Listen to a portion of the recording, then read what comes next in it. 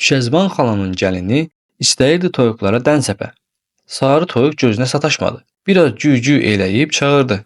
Sarı toyuq görsənmədi. Gəlin fikir elədi ki, bəlkə toyuq Fatma xalanın həyətinə keçib və divara tərəf yeriyib divarın alçaq yerindən başını Fatma xalanın həyətinə uzadıb çağırdı. Ay Fatma xala, sən Allah bax gör bizim sarı toyuq sizin həyətə keçməyib ki. Bu heyində Çərçiz Alxa girdi Düşəzban xalanın həyətinə və gəlini divarın yanında görüb başladı məzəmməti. Ay qız, bəlkə özgənin həyətində kişi zad var. Ayıb deyil məgər xalqın həyətinə baxırsan. Gəlin cavab verdi ki, sarı toyuğumuz keçmişdi Fatma xalagilə. Onu soruşurdu. Çərçiz Alxa Düşəzban xalagilə işini qurtarıb düşəyə çıxanda Xan Sənəm əmdostuya rast gəldi. Ay salam əleyk. Ay əleyk salam. Nə var, nə yox, ay Zalxa bacı.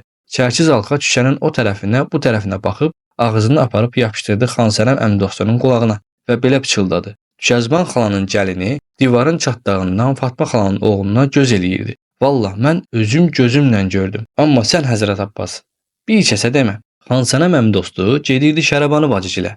İçəri girən kimi salam əleyk, əleyk salam. Ay qız, nə var, nə yox? Uşaqlar necədir? Allaha şükür. Sizin sadığın qarnı necədir? İndi maşallah deyəsən biraz çöpü yatıb. Xan Sənəm əmdostu o tərəfə, bu tərəfə baxıb başını əydi Şərəbanı bacının qulağına və yavaşca dedi: "Eşitmisən təzə xəbər ya yox?" "Yox, eşitməmişəm." "Ay qız, Şərəbanı, vallah Allah bizim başımıza daş salacaq.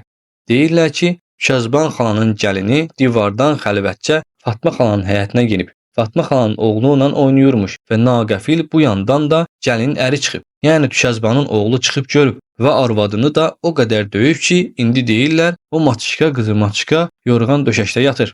"Ay qız, nə danışırsan? İmam haqqı doğru deyirəm." Bir saat keçmədi ki, təzə xəbər şəhərin hər yerinə yayıldı. Şərəbanı xala Əsmər xalaya, Əsmər xala Gülsüm bacıya, Gülsüm bacı Səkinə xalaya, Səkinə xala Nurcahana, Nurcahan Pərcahana. Axırda da bu xəbər Düşəzbanın özünə çatdı. Axşam çağı gəlinin əri Kərbəlayı Qasım evə qayıdan kimi Düşəzban durdu ayağa və çadrasını axtara-axtara dedi ki, "Dəxi mən maçışka ilə bir evdə oturan varam.